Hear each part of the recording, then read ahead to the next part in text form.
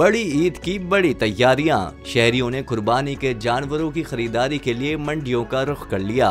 बच्चे नए नए कपड़े पहनने के लिए बेताब। ईद उल अजहा किस दिन होगी, आइए जानते हैं। स्पार्को ने मुल्क भर में ईद उल अजहा 7 जून को होने का इम्कान जाहिर कर दिया। पाकिस्तान के खलाई तहकीकाती इदारे स्पार्को के मुताबिक मुल्क भर में यकुम जिलहज 29 मई 2025 को मुतवक्के है और ईद उल अजहा 7 जून को होने का इम्कान है। स्पार्को के मुताबिक जिलहज के चांद की पैदाइश 27 मई को 8:02 पर होगी, जबकि 27 मई को चांद की उम्र तकरीबन 11 घंटे 34 मिनट होगी। स्पार्को के मुताबिक मुल्क भर में चांद के नजर आने के इम्कान तकरीबन ना होने के बराबर हैं।